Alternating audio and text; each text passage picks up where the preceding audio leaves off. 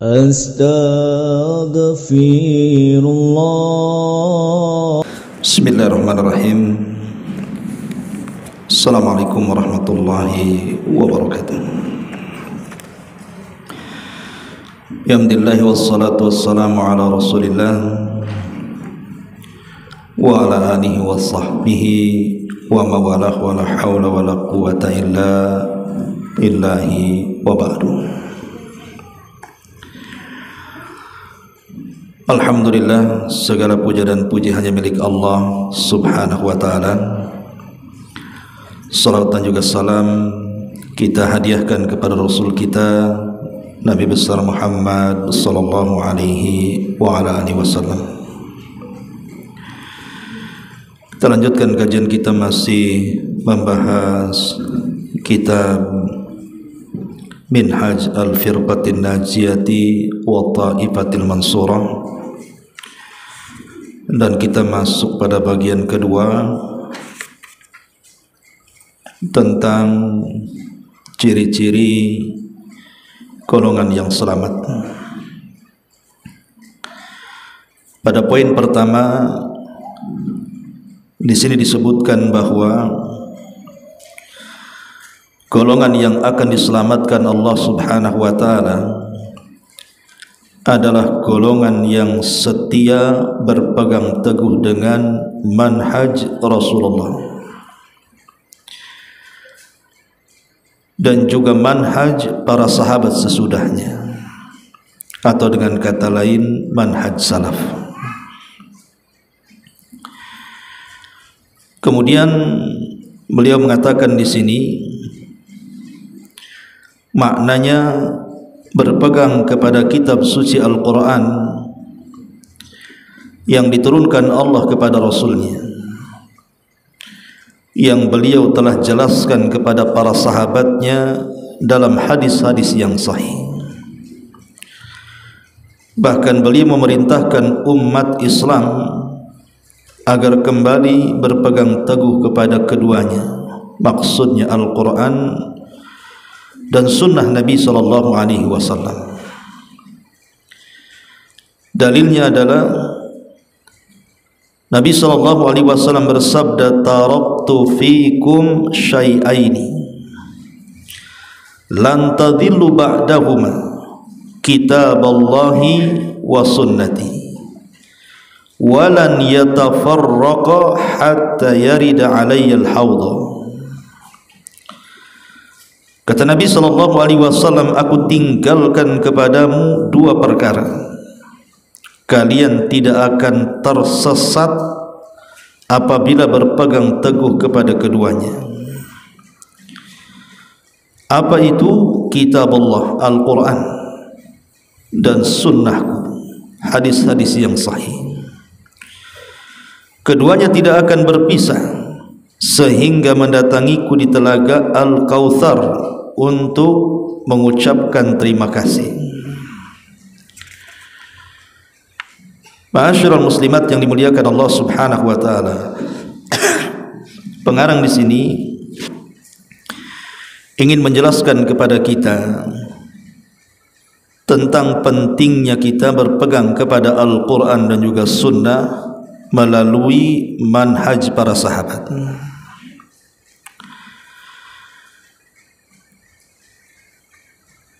Di dalam beberapa riwayat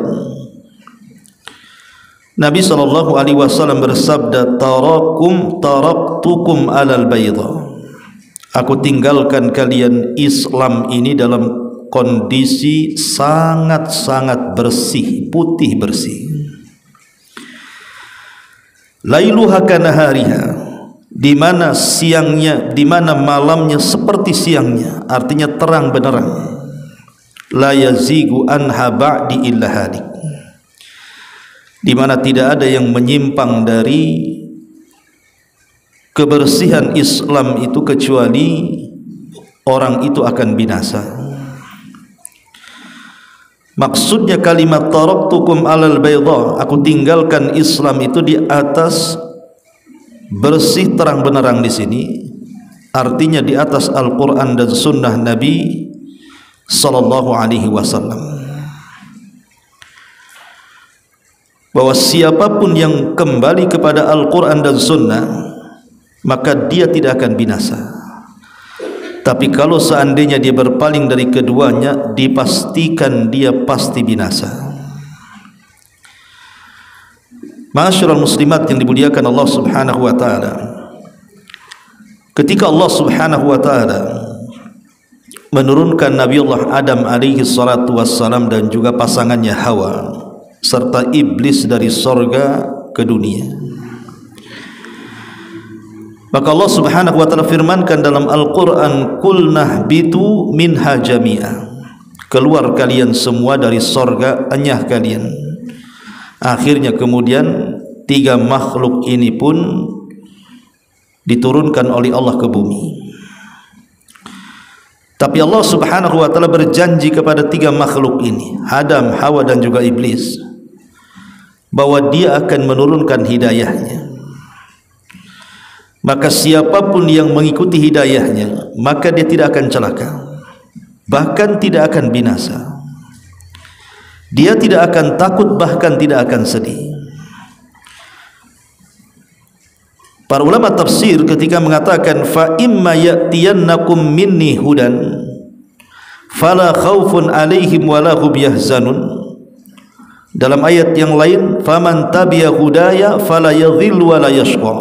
Siapapun yang mengikuti petunjukku dia tidak akan takut dan juga sedih.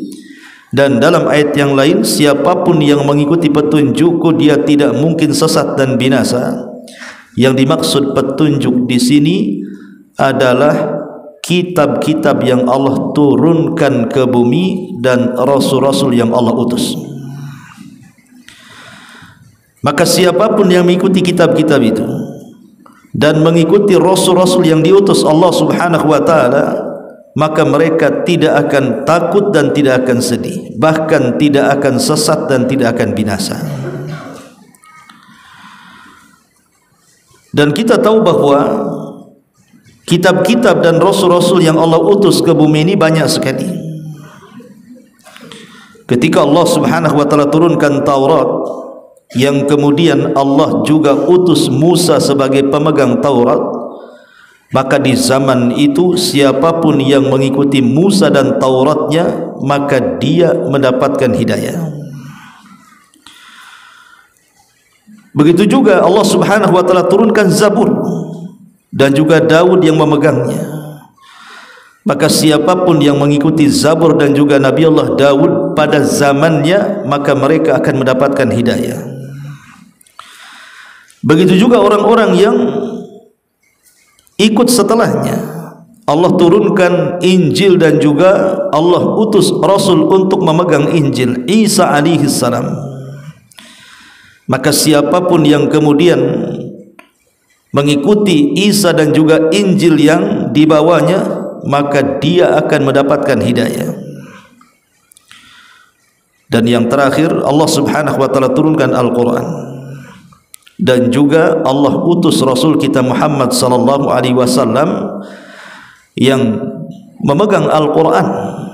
Maka siapapun yang mengikuti Al-Quran dan Rasul yang memegangnya, Rasul kita Muhammad sallallahu alaihi wasallam, maka dia akan mendapatkan petunjuk. Maknanya ketika kita tidak kembali kepada Al-Quran dan tidak kembali kepada sunnah Rasul, maka kita akan jauh dari petunjuk. Ketika jauh dari petunjuk, maknanya kita akan sesat.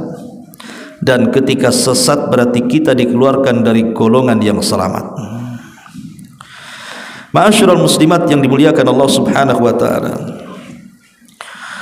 dalil-dalil tentang perintah mengikuti Al-Quran dan sunnah itu banyak sekali. Allah Subhanahu wa taala berfirman di dalam surah Al-Imran ayat 103, wa'tasimu bihablillahi jami'an wa la tafarraqu. Berpegang teguhlah kalian dengan tali Allah. Ulama tafsir mengatakan salah satu penafsiran makna dari tali Allah adalah Al-Quran dan juga sunnah Nabi sallallahu alaihi wasallam.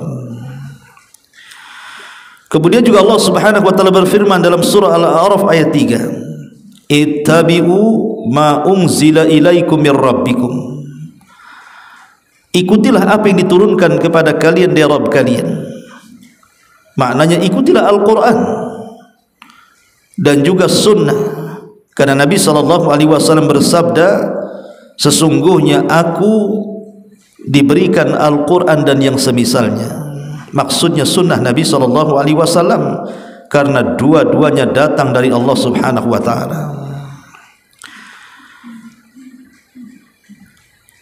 Dari sini kita tahu bahwa tidak mungkin orang itu menjalankan syariat Islam kalau dia tidak kembali kepada Al-Quran dan Sunnah. Karena hanya dengan kembali kepada Al-Quran dan Sunnah Rasul, maka dia akan mampu untuk melakukan syariat Islam. Nabi SAW bersabda, kullu ummati yadkhulunal jannah. Setiap umatku dipastikan masuk surga. Illa man aba, kecuali ada umatku yang tidak mau masuk surga. Kemudian Nabi SAW ditanya, siapalah umatmu yang tidak mau masuk surga itu wahai Rasul? Maka Nabi SAW mengatakan, man ata'ani dakhalal jannah. Siapapun yang taat kepada aku dipastikan dia masuk surga. Wa man asani faqad aba. Maka siapapun yang bermaksiat kepada aku dipastikan dia tidak akan masuk surga. Dari hadis ini kita tahu bahwa syarat masuk surga adalah mengikuti Rasul, dan mengikuti Rasul juga harus mengikuti Al-Quran dan Sunnah Nabi SAW. Dan siapa yang membenci kepada Sunnah Rasul, maka dia bukan umat Rasul. Rasul mengatakan, faman raghiba an sunnati falaysa minni. Siapapun yang membenci sunnahku, maka dia bukan bagian daripada diriku. Dan Allah Subhanahu wa ta'ala akan menghinakan siapapun yang menyelisih perintah Nabi SAW. Wa ju'ila dhullu was-sigharu ala man khalafa amri. Kata Rasul, Allah akan jadikan kehinaan dan kerendahan pada siapapun yang menyelisihi perkaraku. Ma'asyiral muslimat yang dimuliakan Allah Subhanahu wa ta'ala, apakah kemudian seseorang itu cukup hanya kembali kepada Al-Quran dan Sunnah Nabi SAW? Bukankah semua kelompok dalam Islam mereka mengklaim kembali kepada Al-Quran dan Sunnah kan? Semua organisasi-organisasi Islam yang terkadang saling menyesatkan satu dengan yang lainnya, mereka mengatakan kami kembali kepada Al-Quran dan Sunnah.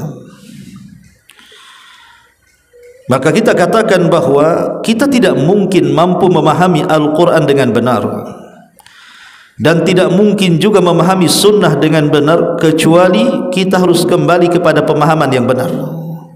Dan pemahaman yang benar itu adalah pemahaman manusia-manusia yang berada pada sumber ketika Al-Quran dan Sunnah itu turun. Siapa manusia-manusia yang hidup di zaman kedua sumber itu diturunkan? Para sahabat. Siapa lagi kalau bukan para sahabat? Mereka lah yang merupakan murid langsung dari Nabi SAW, sehingga mampu untuk menjabarkan apapun yang diperintahkan Rasul kepada mereka. Sehingga pertanyaan pun muncul, kenapa harus mengembalikan pemahaman Al-Quran dan Sunnah Nabi SAW ini kepada pemahaman salaful ummah, pemahaman para sahabat Nabi SAW? Tentu ini sebuah pertanyaan yang harus dijawab. Pertama, kenapa kita harus mengembalikan permasalahan ini kepada mereka para sahabat Nabi SAW? Karena para sahabat itu tidak ada yang berselisih pada permasalahan pokok. Mereka tidak berselisih pada permasalahan pokok-pokok keyakinan dan pokok-pokok ibadah. Berbeda dengan orang-orang di bawah para sahabat. mereka banyak perselisihannya, sehingga satu dengan yang lainnya terkadang saling mengkafirkan, saling menyesatkan, saling membid'ahkan, dan begitu seterusnya. Tapi para sahabat tidak ada yang berselisih seperti itu. Maksudnya pada pokok-pokok akidah dan pokok-pokok ibadah, ya mungkin pada cabang-cabangnya ya. Bahkan para sahabat itu mereka paham tentang hakikat jahiliyah, karena mereka juga, bapak-bapak mereka juga hidup di masa jahiliyah. Kemudian sebagian mereka dapat hidayah, kemudian masuk Islam, sehingga anak-anak mereka juga masuk ke dalam Islam, dan mereka menjadi para sahabat Nabi. Jadi mereka paling paham hakikat jahiliyah. Ketika kemudian mereka paham hakikat jahiliyah, menunjukkan bahwa mereka paham betul tentang Islam. Itulah kenapa kita kembali kepada pemahaman para sahabat. Lebih-lebih mereka para sahabat itu memang betul-betul mereka hidup di zaman Nabi SAW. Mereka paham tentang wahyu, kapan turun, di mana turun, untuk siapa turun, dan apa isi wahyu yang diturunkan. Mereka paham karena memang hidup di zaman itu. Bahkan mereka secara langsung mendengar ucapan Rasul. Jadi suara Rasul mereka dengar. Kalau kita kan tidak mendengar. Mereka melihat langsung wajah Rasul, kita tidak melihat.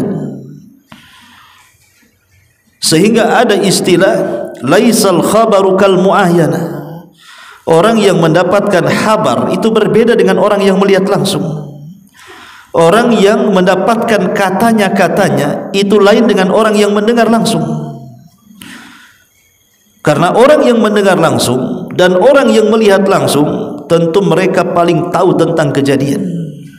Dan itulah para sahabat Nabi SAW paling paham betul tentang Islam, karena mereka melihat secara mata dan mendengar secara telinga, dan kalau tidak paham mereka tanya langsung kepada Nabi SAW. Makanya mereka paling paham soal itu. Ma'asyiral muslimat yang dimuliakan Allah Azza wa Jalla, lebih-lebih para sahabat tidak ada wasilah, tidak ada perantara, dan mereka adalah langsung belajar bermulazamah dengan Nabi sallallahu alaihi wa ala alihi wasallam. Ma'asyiral muslimat yang dimuliakan Allah Subhanahu wa taala. Itulah kenapa kemudian kita diperintahkan untuk kembali kepada pemahaman para salafun saleh. Apalagi Nabi sallallahu alaihi wasallam secara lisan memberikan rekomendasi bahwa mereka adalah umat terbaik setelah Nabi sallallahu alaihi wasallam. Kata Nabi sallallahu alaihi wasallam dalam hadis Abdullah ibn Mas'ud radhiyallahu an, khairun nasi qarni, thumma alladhina yalunahum, thumma alladhina yalunahum. Sebaik-baik manusia itu adalah generasiku, kata Rasul. Baru setelah generasi berikutnya, baru kemudian generasi berikutnya. Hanya 3 generasi yang Rasul sebut sebaik-baik umat. Disyaratkan kepada generasi para sahabat, dan itu yang paling baik. Kemudian di bawahnya para tabi'in, kemudian di bawahnya para tabi'in. Karena mereka para sahabat itu dijelaskan abarru hadhil ummati quluban. Mereka adalah orang yang paling baik, jernih, bersih hati-hati mereka. Wa a'maquha ilman, dan yang paling dalam ilmu pengetahuannya. Wa aqwamuha hadyan, dan paling lurus petunjuknya.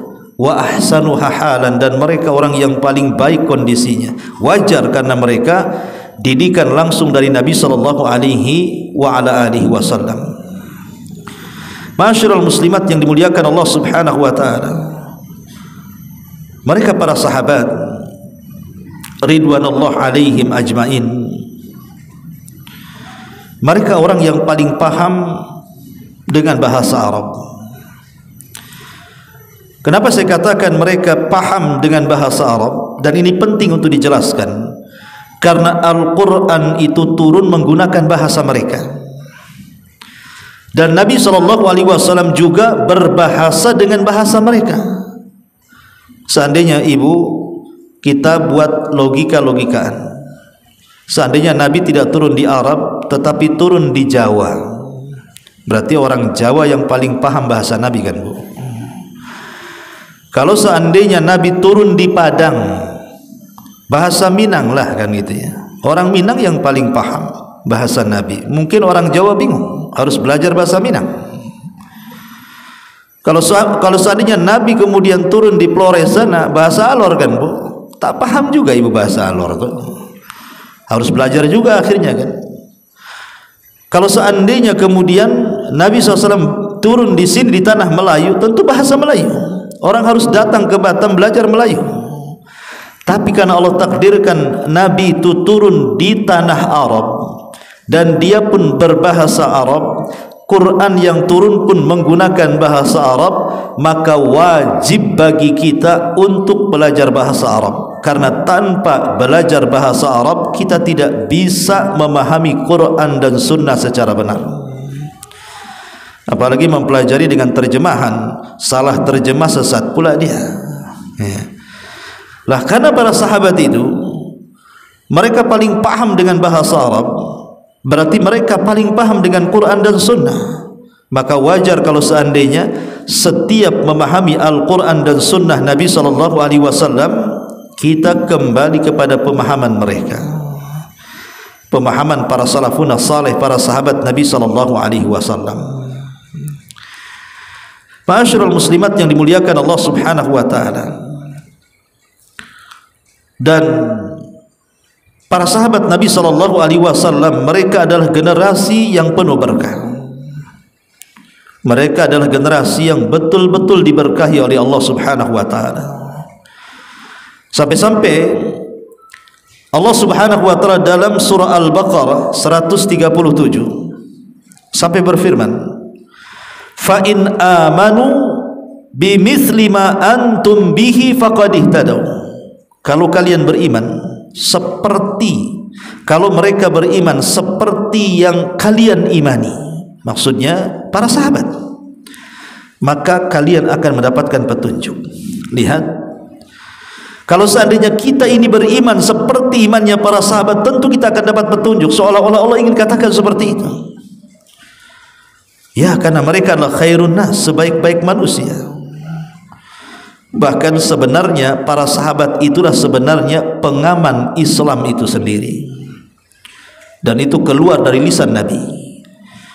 Nabi SAW mengatakan, an-nujumu amanatun lis-sama. Fa idza dhahabatin nujumu atas sama'u ma tu'ad.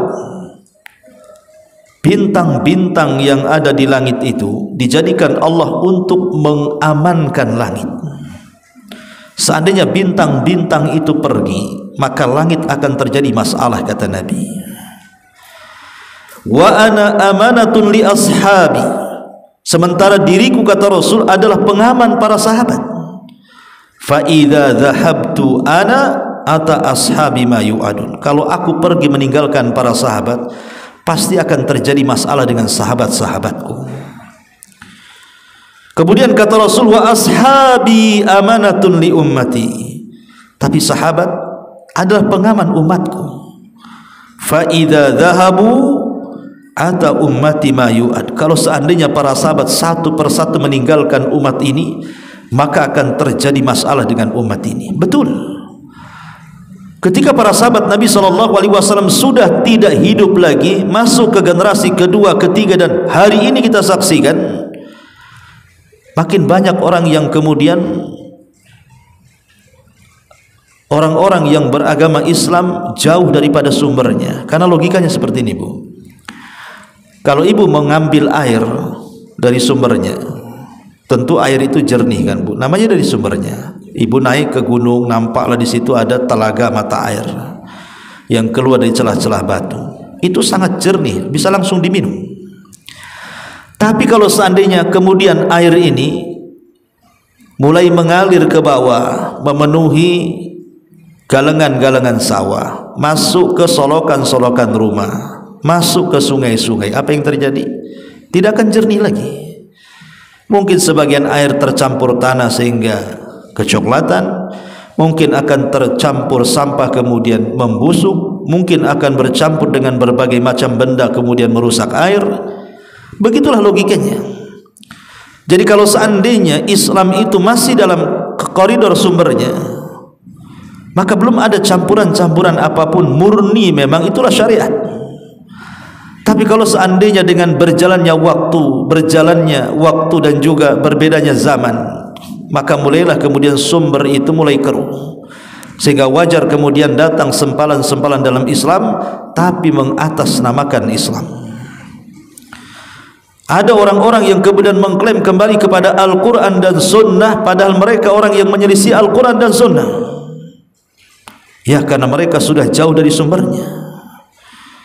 Ma'asyiral muslimat yang dimuliakan Allah Subhanahu wa taala, para sahabat ini a'lamul ummah. Mereka lah orang yang paling paham dengan umat ini. Kalau bukan karena Allah Subhanahu wa taala, kemudian para sahabat Rasul, tentu kita tidak pernah mengenal Islam. Ya kan, Bu? Kalau seandainya tidak ada wasilah perantara yang menyampaikan ajaran Islam dari Rasul lewat para sahabat, dari mana kita kenal Islam?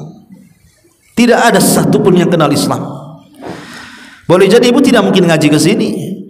Boleh jadi mungkin ibu tidak kenal sholat, tidak kenal puasa, tidak kenal zakat, tidak kenal haji, tidak kenal ibadah-ibadah yang lainnya. Kita mengenal Islam itu karena perantara para sahabat. Mereka lah yang menjembatani Islam sampai kepada kita. Kalau seandainya kita mengabaikan para sahabat Nabi SAW, macam mana kita akan mengetahui Islam? Berarti orang yang membenci para sahabat itu hakikatnya sedang menghancurkan Islam, karena mereka telah menghancurkan jembatan yang menghubungkan Rasul dengan kita. Makanya pentingnya kita ini kembali kepada para sahabat, para salafun salih, karena mereka adalah orang yang paling udul, orang yang paling bisa dipercaya dalam menyampaikan Islam. Tidak ada para sahabat itu yang berkhianat. Mereka semua udul. Perkumpulan mereka ketika kemudian mereka berpendapat tentang satu pendapat, itu menjadi dalil yang kokoh, sekokoh Al-Quran dan Sunnah. Disebut dengan ijma namanya. Karena dalil itu ada tiga: kembali kepada Al-Quran, kembali kepada Sunnah, dan kembali kepada ijma para sahabat. Ijma para sahabat, perkumpulan para sahabat ketika mereka bersatu dalam satu pendapat, maka itu menjadi dalil yang kokoh setelah Al-Quran dan Sunnah Nabi sallallahu alaihi wasallam. Ma'asyiral muslimat yang dimuliakan Allah Subhanahu wa taala, apalagi kalau kita melihat sejarah perjuangan para sahabat ketika membela Islam, itu tidak ada apa-apanya dengan perjuangan kita. Mereka rela mengorbankan apapun demi Islam. Mereka rela mengorbankan waktu, bahkan seluruh waktu mereka. Mereka rela kemudian mengorbankan harta, bahkan seluruh harta mereka, bahkan jiwa-jiwa mereka, mereka serahkan untuk Nabi dan ajaran yang dibawanya. Kita belum pernah mendengar di zaman sekarang orang yang memperjuangkan Islam itu sehebat para sahabat Nabi SAW. Contoh saja Abu Bakar Siddiq radhiyallahu anhu menginfakkan semua hartanya untuk Allah dan Rasulnya. Ada di zaman sekarang mendengar orang menginfakkan seluruh hartanya? Tidak ada. Ya. Para sahabat Nabi SAW bahkan meluangkan seluruh waktunya ketika mereka berjihad memperjuangkan Islam. Mereka meninggalkan harta, keluarga, anak-anak, bisnis-bisnis mereka, bahkan terkadang tidak pernah pulang kembali dan mati syahid. Siapa yang bisa melakukannya kalau bukan umat terbaik? Bahkan mereka rela hijrah, terusir dari negeri kelahirannya. Mereka rela hijrah, meninggalkan semua kegiatannya, bisnisnya, keluarganya, tanahnya, rumahnya, hanya untuk hijrah, tidak membawa apapun di badan.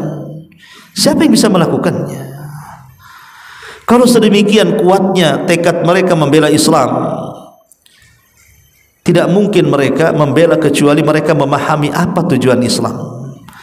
Makanya kalau kita ingin selamat, jangan hanya kembali kepada Al-Quran dan Sunnah Rasul, tapi juga pahamilah keduanya dengan pemahaman yang benar supaya menjadi golongan yang selamat. Dan satu-satunya pemahaman yang benar kepada Al-Quran dan Sunnah adalah pemahaman para salafun salih, para sahabat yang telah mendahului kita dengan keimanan. Apalagi kalau kita melihat bagaimana Nabi SAW itu sangat mencintai para sahabatnya. Seorang laki-laki datang kepada Rasul bertanya, "Ya Rasulullah, kaifa tara fi rajulin ahabba qauman wala ma yalhaqu bihim?" Rasul, bagaimana pendapatmu tentang seorang laki-laki yang mencintai sebuah kaum tapi dia tidak pernah mengetahui kaum itu, tidak pernah berjumpa dengan kaum itu? Maka Rasul sallallahu alaihi wasallam mengatakan, al-mar'u ma'aman ahad. Seseorang itu akan bersama orang yang dicintainya. Maka Anas bin Malik radhiyallahu an dalam riwayat yang lain, ketika Nabi SAW mengatakan bahwa seseorang itu akan bersama orang yang dicintainya kelak pada hari kiamat, maka Anas bin Malik mengatakan, "Ya Rasulullah, aku sangat mencintai Rasul, mencintai Abu Bakar, mencintai Umar. Aku berharap bersama mereka dalam kecintaanku kepada mereka, walaupun aku tidak seperti amalannya seperti mereka." Begitulah Nabi SAW mencintai para sahabat, karena para sahabat adalah murid-murid langsung Rasul, Rasul yang memilih mereka menjadi sahabat.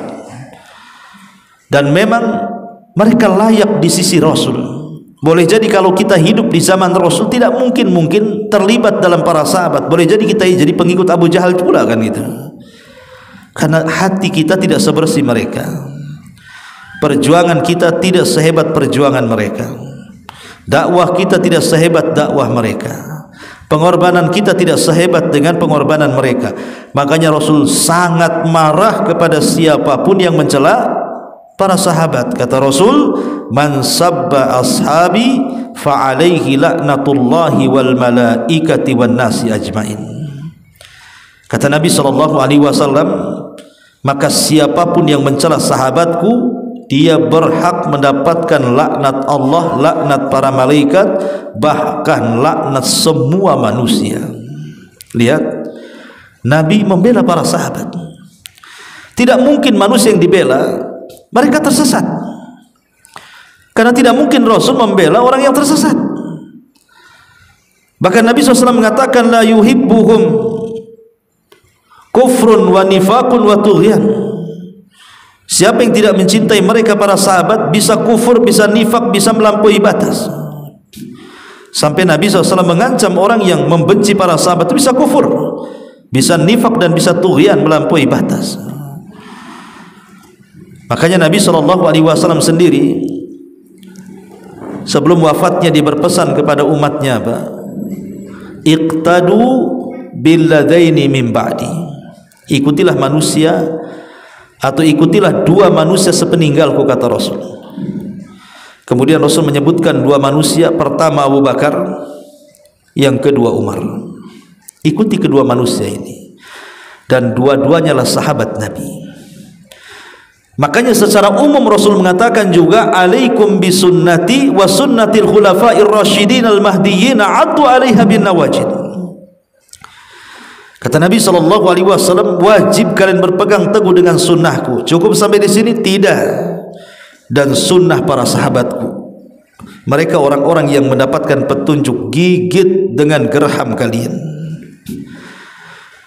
Dari sini kita tahu bahwa selain kita juga kembali kepada Al-Quran dan Sunnah Nabi SAW, harus kembali kepada pemahaman yang benar, pemahaman salafun al-ummah. Karena begini Bu, kalau seandainya Al-Quran dan Sunnah itu dipahami sesuai dengan akal masing-masing, saya contohkan ibu-ibu yang hadir di sini saja. Saya kasih satu ayat, tolong Bu, satu ayat ini tafsirkan. Masing-masing ibu berhak mentafsirkan Al-Quran. Saya kasih satu ayat, umpamanya saya katakan ayat surah Al-Fil, Al-Lahab, Al-Zalzalah, An-Naba, An-Naziat, atau apalah gitu dalam Quran itu. Coba tafsirkan masing-masing. Saya kira Bu, satu kepala ibu dengan kepala ibu yang lain berbeda cara penafsirannya kan Bu. Kenapa? Karena masing-masing kepala itu punya pemahaman sendiri. Masing-masing kepala itu punya ide sendiri. Masing-masing kepala itu punya tafsir sendiri. Dan kalau itu yang terjadi, maka hancurlah tafsir Al-Quran. Karena nanti pasti akan saling menyalahkan satu tafsir dengan tafsir yang lainnya. Itu kalau keluar dari kepala ibu tuh. Lah makanya Nabi SAW 14 abad yang silam sudah membuat solusi, mengerucutkan perselisihan. Dengan cara apa? Kalau kita hendak mentafsirkan Al-Quran dan Sunnah supaya tidak banyak perselisihan, kerucutkan kepada satu pemahaman. Dan pemahaman itu adalah pemahaman manusia-manusia yang paling paham tentang Quran dan Sunnah, karena mereka hidup di zaman turunnya Al-Quran dan Sunnah. Mereka lah pemahaman salafun al-ummah, para sahabat Nabi SAW. Dan Al-Quran sendiri memerintahkan agar kita ini kembali kepada pemahaman salaful ummah kan. Seperti Allah mengatakan, "Waman yushakikir rasul min ba'di ma tabayyana lahul huda wa yattabi ghaira sabilil mu'minin nuwallihi ma tawalla wa nuslihi jahannam wa sa'at masira." Barang siapa yang mendurhakai Rasul setelah datang petunjuk kepada dia dan mengikuti jalan selain orang-orang yang beriman, maksudnya mengikuti jalan selain jalan para sahabat, maka kami akan palingkan kemana dia berpaling, dan kami masukkan mereka ke dalam jahanam, dan jahanam adalah seburuk-buruk tempat kembali kepada mereka. Lihat, siapa yang mencari jalan selain jalan para sahabat, sabilul mukminin, maka akan tersesat. Sudah disediakan jahanam, dan itu seburuk-buruk tempat. Maka penting kembali kepada pemahaman salaful ummah, pemahaman para sahabat Nabi sallallahu alaihi wasallam. Disebutkan di beberapa dalil dari Al-Quran dan Sunnah Nabi sallallahu alaihi wasallam. Di antaranya adalah hadis Irbad ibn Sariyah radhiyallahu anhu. Jadi Irbad ibn Sariyah, dan hadis ini tercantum di kitab Arba'in Nawawi. Kata Irbad ibn Sariyah, "Shalla bina Rasulullah sallallahu alaihi wasallam dzata yaumin, thumma aqbala alaina fa wada'ana mau'izatan balighatan darifat minhal uyun wa wajilat minhal qulub." Satu hari Rasulullah sallallahu alaihi wasallam salat bersama kami para sahabat. Selepas salat, Rasul pun langsung menghadap para sahabat, kemudian menyampaikan mau'izah yang sangat-sangat jelas, tegas, sampai-sampai kata para sahabat, "Dzarafat minhal uyun." Tanpa terasa mata kami berlinang air mata dan meneteskan air mata. Wa wajilat minhal qulub, bergetar hati-hati kami. Sehingga para sahabat bertanya, "Rasul, kayaknya ini wejangan terakhir yang kau akan sampaikan kepada kami. Maka kalau begitu wasiatkanlah yang baik untuk kami." Maka Nabi SAW mengatakan, "Usikum bitaqwallah." Aku wasiatkan kalian untuk senantiasa bertakwa kepada Allah. "Wassam'i wat ta'ati wa in 'abdan habasiyan." Tetap mendengar, tetap taat kepada pemerintah walaupun mereka dari budak Habasyah. "Fa innahu man ya'ish minkum ba'di fasayara ikhtilafan katsira." Maka siapapun yang hidup sepeninggalku, kata Rasul, maka dia akan banyak melihat perbalahan, perselisihan, perpecahan yang begitu banyak. Maka Rasul mengatakan, "Fa'alaikum bisunnati." Maka saat terjadi perpecahan yang banyak itu, kembalilah kepada sunnahku. Wa sunnatil khulafa ar-rasyidin al-mahdiyina tamassaku biha wa addu 'alaiha bin nawajid. Dan juga sunnah para sahabat, manusia-manusia yang mendapatkan petunjuk, berpegang teguhlah dengannya dan gigitlah dengan gerhamu. Lihat, Bagaimana Nabi SAW memerintahkan kita untuk kembali kepada pemahaman mereka. Bahkan di ujung hadis Rasul mengingatkan, wa iyyakum wa muhdatsatil umur, hati-hati kalian jangan membuat perkara baru dalam agama. Fa inna kulla muhdatsatin bid'ah, karena setiap perkara baru itu namanya bid'ah, wa kullu bid'atin dhalalah, dan setiap bid'ah itu sesat. Ma'asyiral muslimat yang dimuliakan Allah Subhanahu wa taala, begitulah Rasul berpesan kepada kita untuk mengikuti jalan para sahabat. Karena Rasul itu sangat ingin para sahabat itu di atas petunjuk. Di zaman Nabi saja, Nabi SAW itu khawatir kalau ada sahabatnya yang menyimpang, karena Rasul tahu lewat mereka lah Islam akan sampai kepada kita. Sampai satu hari Umar bin Khattab radhiyallahu anhu membawa lembaran Taurat. Kemudian Nabi SAW marah kepada Umar dan mengatakan, amutahawikun fiha ya ibnal Khattab, kau sudah bingung wahai ibnul Khattab, kenapa kau bawa lembaran Taurat itu? Kemudian Rasul bersumpah dan mengatakan, walladhi nafsi biyadi laqad ji'tukum biha bayda naqiyah la tas'aluhum an syai'in fayukhbirukum bihaqqin fatukadzibu bihi aw bibatilin fatusaddiqu bihi walladhi nafsi biyadihi law anna Musa kana hayyan ma wasi'ahu illa an yattabi'ani. Kata Nabi SAW kepada Umar bin Khattab, demi zat yang jiwaku berada di tangannya, aku telah datang kepada kalian dengan Islam ini sangat putih bersih. Jangan bertanya kalian kepada mereka, maksudnya kepada ahli kitab, tentang sesuatu maka mereka menghabarkan kepada kalian dengan kebenaran, tiba-tiba kalian dustakan, atau menghabarkan kebatilan kemudian kalian benarkan. Demi zat yang jiwaku berada di tangannya, kalau Musa hidup tetap Musa harus mengikutiku, tidak boleh dia mendakwahkan syariatnya sendiri. Lihat bagaimana kekhawatiran Rasul kepada Umar. Pada Umar itu cerdas, bisalah dia memilah-milih mana ajaran Islam dan Taurat kan. Tapi Rasul tidak mau, karena syubhat itu menyambar-nyambar, kesesatan itu menyambar-nyambar, was-was setan itu menyambar-nyambar. Sebelum itu terjadi Rasul mengatakan, hei Umar, lemparkan tu Taurat. Lihat bagaimana Nabi SAW tidak ingin Umar tersesat. Dari sini kita tahu bahwa penyimpangan di tubuh para sahabat itu, kalaupun seandainya sahabat salah maka langsung ditegur atau turun wahyu. Itulah hebatnya para sahabat.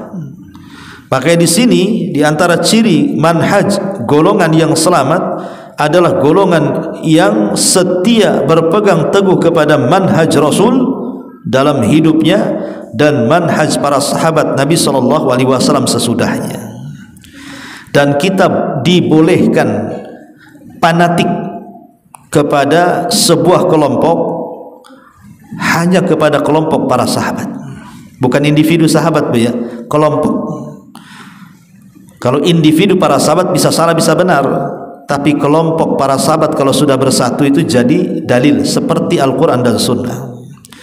Makanya Ibnu Taimiyah mengatakan tidak boleh seseorang itu meletakkan kepanatikan kepada perorangan kecuali kepada Nabi, dan tidak boleh seseorang itu meletakkan kepanatikan kepada kelompok ataupun golongan kecuali kepada para sahabat Nabi SAW, karena mereka adalah umat yang menjembatani Rasul dengan kita. Lewat mereka lah kita mampu memahami agama yang benar, agama Islam yang hari ini alhamdulillah kita menganutnya. Inilah diantara keterangan ciri yang pertama, golongan yang selamat adalah golongan yang kembali kepada manhaj Rasul dan kembali kepada manhajnya para sahabat. Kemudian yang kedua, golongan yang selamat akan kembali merujuk kepada firman Allah dan sabda Rasulullah SAW tatkala terjadi perselisihan dan pertentangan di antara mereka, sebagaimana disebutkan dalam Quran, fa in tanaza'tum fi syai'in farudduhu ila Allahi war Rasul in kuntum tu'minuna billahi wal yawmil akhir dzalika khairun wa ahsanu ta'wila. Kemudian jika kamu berselisih tentang sesuatu itu nakirah, artinya umum, baik permasalahan agama atau dunia, maka kembalikanlah kepada Allah, Al-Quran dan Rasulnya, sunnah-sunnahnya. Jika kamu benar-benar beriman kepada Allah, beriman kepada hari kemudian, yang demikian lebih utama bagimu dan lebih baik akibatnya. Dan Allah mengatakan, fala wa rabbika la yu'minun hatta yuhaqqimuka fima shajara bainahum thumma la yajiduna fi anfusihim harajan mimma qadaita wa yusallimu taslima. Maka demi Rabbmu, mereka pada hakikatnya belum beriman hingga mereka menjadikan kamu wahai Muhammad sebagai hakim dalam perkara yang mereka perselisihkan. Kemudian mereka tidak merasa keberatan dalam hati mereka terhadap putusan engkau yang kau berikan, dan mereka menerima dengan sepenuh jiwa mereka akan putusan yang kau putuskan kepada mereka. Begitulah ma'asyiral muslimat yang dimuliakan Allah Azza wa Jalla. Setelah kita memahami bahwa kalau ingin kita selamat dunia akhirat, kembali kepada Al-Quran, kembali kepada sunnah, dan kembali kepada pemahaman salaful ummah. Maka yang kedua, kalau terjadi apapun dari perselisihan yang kita hadapi ini, baik itu urusan agama atau urusan dunia, jangan kembalikan kepada perasaan, jangan mengembalikan kepada adat istiadat, jangan mengembalikan kepada aturan-aturan yang dibuat, tapi kembalikanlah kepada Al-Quran yang sangat lengkap dan juga sunnah Nabi SAW yang bisa menjadi solusi. Di zaman Rasul, sering para sahabat itu terjadi masalah, maka mereka akan meminta Nabi SAW untuk menyelesaikannya. Ya, karena tahu bahwa di tangan Rasulullah perselisihan itu akan berakhir dan terurai. Tapi kalau mereka menyelesaikan sendiri, tidak mau kembali kepada Allah dan Rasulnya, maka mereka tidak akan pernah keluar dari perselisihan itu, karena mereka tidak akan menemukan solusi. Solusi pada setiap permasalahan kita itu hanya kembali kepada Al-Quran dan Sunnah sesuai dengan pemahaman salaful ummah. Banyak masalah-masalah agama dan juga dunia yang kita hadapi, kan Bu? Terkadang kita tidak bisa keluar dari situ, tetapi Allah dan Rasul yang berikan solusi. Semua permasalahan yang kita hadapi itu ada dalam Quran. Semua masalah yang kita hadapi itu ada dalam sunnah Nabi SAW. Seseorang pamannya merasa ditimpa banyak musibah oleh Allah, mungkin ekonominya diuji, kesehatannya diuji, rumah tangganya diuji, orang-orang yang dicintainya diuji.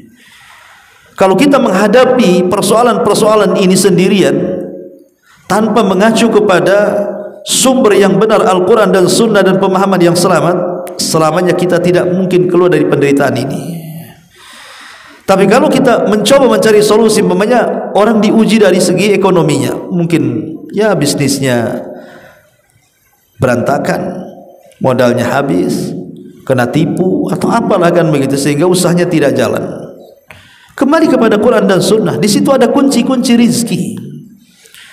Seperti Allah mengatakan, wa man yattaqillah yaj'al lahu makhraja wa yarzuqhu min haitsu la yahtasib. Siapa yang bertakwa kepada Allah, maka Allah akan mencukupinya dan Allah akan berikan rizki dari arah-arah yang tidak disangka-sangka dia. Jadi kalau dikembalikan kepada Al-Quran itu, insya Allah orang terkena penyakit, dia tidak punya biaya untuk medis, ada solusinya. Ada herbal obat-obatan yang jelas-jelas Al-Quran dan Sunnah mengatakan ini obat. Habbatus sauda, madu, minyak zaitun, berbekam dan yang lainnya. Itu kan solusi ruqyah. Ya, jadi kalau kita kembalikan kepada Al-Quran dan Sunnah, ada solusinya masing-masing. Bagaimana caranya kita sabar, bagaimana caranya kita tawakal, bagaimana caranya supaya doa-doa kita diijabah dan begitu seterusnya. Semua ada wejangan dan juga petunjuknya dari Quran dan Sunnah Nabi SAW. Tidak usah kemudian kita membaca buku-buku Barat untuk supaya rumah tangga kita harmonis. Akhirnya baca-baca artikel dari Barat, dari psikolog Barat gitu kan. Tak perlu, karena konsep rumah tangga itu semua ada dalam Quran dan Sunnah. Berbisnis juga ada, semua keterangannya ada. Jadi apapun yang dihajatkan kita di dunia itu, solusinya hanya kembali kepada Al-Quran dan Sunnah. Tidak ada lain. Karena yang lain itu ya mungkin bisa memberikan solusi, tapi tidak mengangkat masalah. Hanya dengan kembali kepada Al-Quran dan Sunnah dan pemahaman salaful ummah, itulah yang bisa menyelesaikan permasalahan kita. Wallahu a'lam bishawab. 2 poin saja cukup insyaallah. Sebelum saya tutup, silakan kalau ada yang mau bertanya.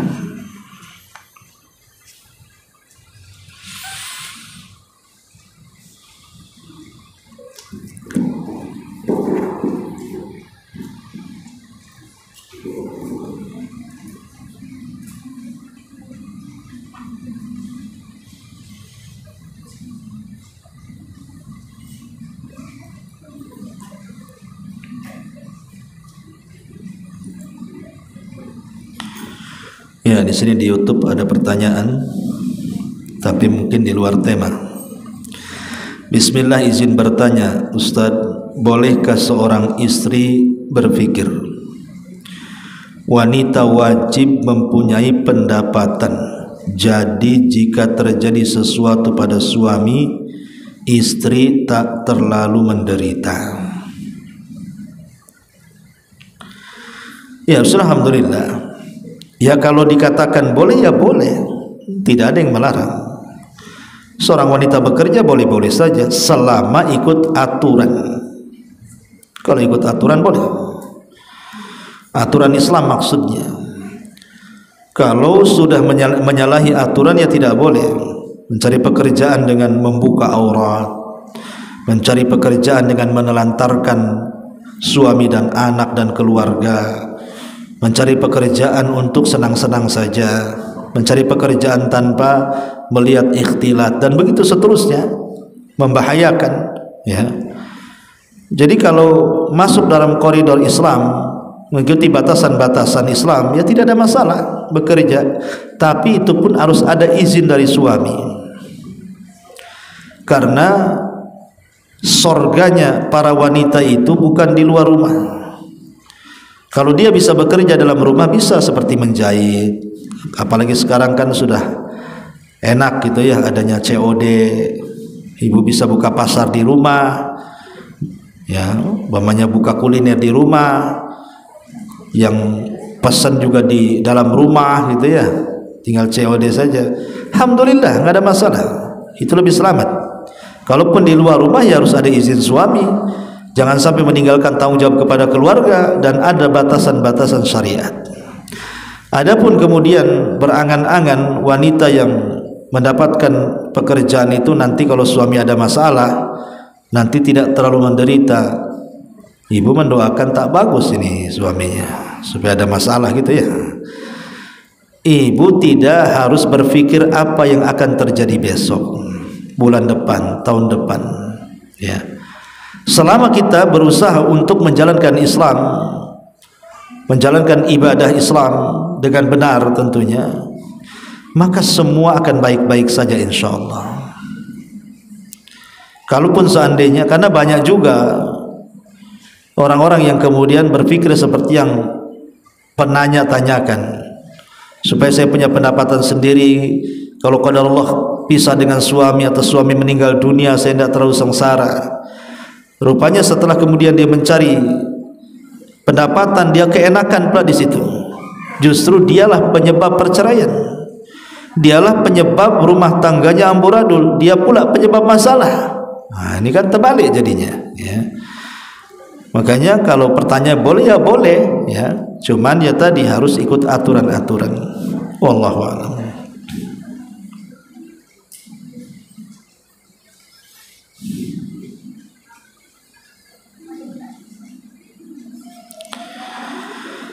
Baik, kalau tidak ada soalan, kita tutup. Subhanakallahumma bihamdika, asyhadu an la ilaha illa anta, astaghfiruka.